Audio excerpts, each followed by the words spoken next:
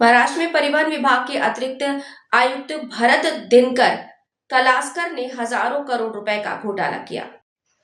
नागपुर अधिवेशन में उद्धव ठाकरे समूह के विधायक अनिल परब ने ठोस सबूतों के साथ गंभीर आरोप लगाए कि अतिरिक्त परिवहन आयुक्त भरत दिनकर कलास्कर ने किस तरह घोटालों की एक श्रृंखला को अंजाम दिया। उन्होंने विधानसभा में अपने 20 मिनट के भाषण में ये सबूत पेश किए। उक्त अतिरिक्त परिवहन आयुक्त भरत दिनकर कलास्कर ने पदोन्नति के नाम पर 331 अधिकारियों से 50 लाख रुपए की रिश्वत मांगी थी, जिसमें से 250 अधिकारियों ने मुख्यमंत्री को लिखित शिकायत की थी। इस विधायक शिकायत के सबूत विधायक अनिल परब ने विधानसभा में दिए। महाराष्ट्र की आम जनता ने में ये भावना थी कि मुख्यमंत्री कार्यालय को इसकी जांच करनी चाहिए, क्योंकि एक भ्रष्ट अधिकारी का समर्थन करने से मुख्यमंत्री की छवि धूमिल हो रही है और राज्य में स्थित स्थिति गंभीर है। सभी विधायकों में इस संबंध में तत्काल कार्यवाही की चर्चा है, क्योंकि भ्रष्टाचार अलग अलग तरीकों से किया गया है। विधायक ने वीडियो में उस भ्रष्टाचार के पुख्ता सबूत दिखाए। तक्रार केली, माझ्याकडे तर केलीच, माझ्याकडे एक पत्र पाठवलं, पण 245 अधिकाऱ्यांनी आमच्याकडे 50 लाख रुपये मागितले अशी तक्रार केलेली आहे आणि त्याच्यावरती मुख्यमंत्री कार्यालयाचा शिक्का आहे। आता 245 अधिकारी आणि त्याच्यात काय, पहिले 10 लाख रुपये द्या टोकन, मग तुमचं पुढचं पोस्टिंग होईल। मी आज पुन्हा एकदा सभागृहाच्या समोर सांगतो, यामध्ये माझा मंत्री महोदयांवरती आरोप नाही। त्याचं कारण सांगतो, कारण मंत्री महोदयांना हे विषय माहीतच नाहीये। मला जी त्याची मोडस ऑपरेंडी कळली, मंत्री महोदय बंगल्यावरती नसताना मंत्री महोदयांच्या बंगल्यावर जायचं, तिकडे सगळ्यांशी बोलायचं, असं दाखवायचं की हे सगळं माझ्याच ताब्यात आहे, हे सगळं माझ्या हातात आहे, म्हणून मी मंत्र्यांवरती आरोप नाही करत आहे। पण मंत्रालय आज हे या निमित्ताने मी सांगू इच्छितोय, तुमच्या खात्यामध्ये काय जळतंय। नाही मंत्री असा 245 तक्रारी आहे, या 245 तक्रारींची प्रत मी आणली आहे। तुम्हाला वाटत असेल खोटंय, मुख्यमंत्री कार्यालयाचा शिक्का आहे, मुख्यमंत्री कार्यालयात खोटंय वाटतंय, या 245 लोकांची चौकशी करा। या 245 लोकांनी दिलाय की नाही तक्रार, खरी आहे की खोटी आहे ती बघा। पाहिजे असेल तर हे पण फॉरेन्सिकला पाठवून द्या की खऱ्या सह्या आहेत का खोट्या सह्या आहेत, द्या बाबा साहेबांकडे। आज साहेबांकडे भरपूर पाठवून द्यायचंय मटेरियल, पण ह्यांच्या माध्यमातून पोचलं तर पोचलं, नाही तर पोचतच नाही। आता ही केस का बनते की हे पैसे जातात कुठे? आता हे केस पैसे जे जात आहेत, या माणसाच्या शेल कंपन्या आहेत। या शेल कंपन्या कुठल्या कुठल्या आहेत? या शेल कंपन्यांची नावं आहेत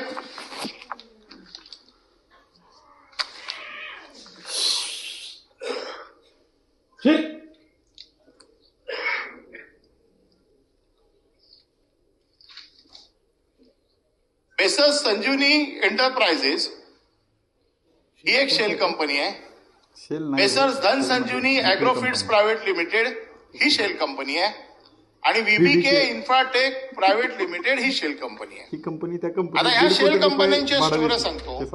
या शेल कंपन्या तुम्ही कंपनीज रजिस्टरचं जे काही साईट आहे त्या साईटवर बघा, ते सांगायला या कंपन्यांची नोंदणी आहे। शेल कंपनी कशाला म्हणतात? शेल कंपनी म्हणतात जी कंपनी फक्त रजिस्टर केली जाते, ज्याच्यामध्ये कुठलाही व्यवहार होत नाही, ज्याच्या व्यवहारामध्ये काळे पैसे पंप केले जातात आणि त्या काळ्या पैशाचा व्यवहार पांढऱ्या पैशामध्ये केला जातो। म्हणून मी सगळ्या कंपन्यांचं पूर्ण फॉरेन्सिक ऑडिट करून घेतलं। फॉरेन्सिक ऑडिट केल्यावरती माझ्या लक्षात आलं की या कंपन्यांचे कुठले व्यवहारच झालेले नाहीये। मग या कंपनीमध्ये पैसे आले कुठून? ट्रान्झॅक्शन तर व्हायला पाहिजे। या कंपनीमध्ये कुठून चेक आला, हे कंपनीचं हे काम आहे, या कंपनीचा हा धंदा आहे, या धंद्यातनं इतके चेक आले, या धंद्यातनं हे पैसे मिळाले। मग हे काळे पैसे जे जमा होत आहेत हे शेल कंपन्यांमध्ये पंप केले जातात आणि तिथून हे पैसे बाहेर येतात। आता हे पैसे आले कुठून?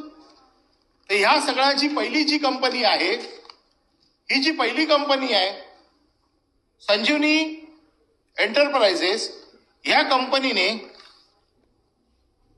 जी जमीन घेतली, ही जमीन मुळशी तालुक्यामध्ये तांदळा तातोडे तातोडीवर 3.5 एकर. संजीवनी एंटरप्राइजेस ही औंध पुणे ही जमीन घेतली. ही जमीन त्यांनी वडिलांच्या नावावरती घेतली, म्हणजे त्यांच्या नावे घेतलेलं आहे. असे सगळे जे शेल कंपनीचे डायरेक्टर आहेत, हे कोण आहेत डायरेक्टर? त्यांची मिसेस, त्यांचा भाऊ, त्यांचे वडील, हे सगळे त्या शेल कंपनीचे डायरेक्टर आहेत. असा कुठला धंदा करताय तुम्ही की जो शेल कंपनीच्या नावावरती काहीतरी ट्रान्झॅक्शन असतील? माझ्याकडे सगळे सीए रिपोर्ट आहेत, मी ते सीए रिपोर्ट सबमिट करणार आहे की असे कुठलेही त्याच्यामध्ये ट्रान्झॅक्शन नाही. म्हणजे शेल कंपनीच्या नावावरती एक जमीन त्यांनी घेतली 50 लाखाला, एकूण 50,50,000ला. 50 कोटीला 3 एकर जमीन घेतली एकूण 50,50,000ला, आणि ती जमीन विकली कितीला? 22 कोटीला. आता एकूण 50 लाखाची जमीन 22 कोटीला विकली जाते. असा कुठला धंदा आहे? अशी कुठली जमीन आहे? आता आपण ना महसूल मंत्री आहात, म्हणून आम्हाला पण मार्गदर्शन करा. काय वडिलांचे रिटायरमेंट पिक्चरचे पैसे आले ते लावतो तिकडे, जर 22 कोटी वगैरे मिळत असतील तर. म्हणजे ह्या पद्धतीने पैसे अशा पद्धतीने फिरवायचे, म्हणजे ह्याला म्हणतात मनी लॉन्ड्रिंग. मनी लॉन्ड्रिंग काय? तर money come out of crime and which has laundry in the account, that is money laundering.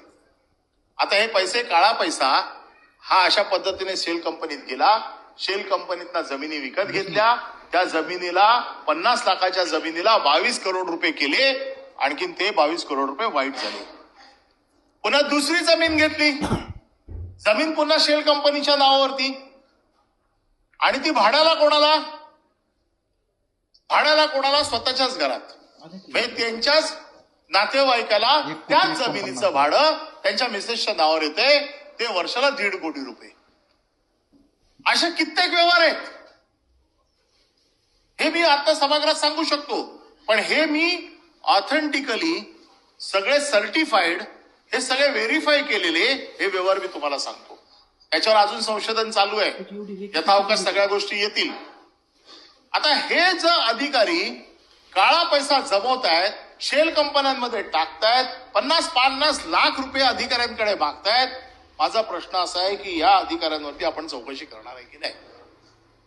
आता थोड्या वेळापूर्वी सभागृहाचे नेते माननीय उपमुख्यमंत्री गेले.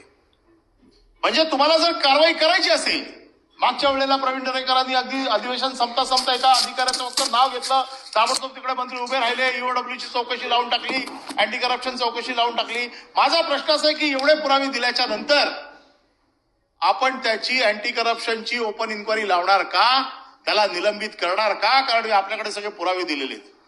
मला ह्याचं उत्तर मुख्यमंत्र्यांकडनं हवंय, कारण नाहीतर उत्तर मिळेल असं मला वाटत नाही. माझा परत सांगतो, मी माझा मंत्र्यांवरती आक्षेप नाही, पण यावेळेला जर मंत्र्यांनी त्याला वाचवलं तर मग नाईलाज असतो. मला असं म्हणावं लागेल की मंत्र्यांच्या आशीर्वादाखाली हे चाललंय.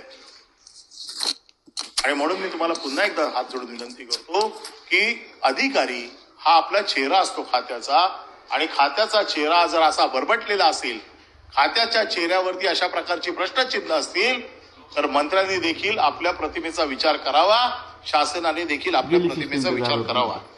हे झाले 2 विषय घालवायची, साहेबांच्या हातात सिस्टीम घ्यायची, आपल्याला तेच करायचं. यानंतर येतो मी नगर विकासकडे.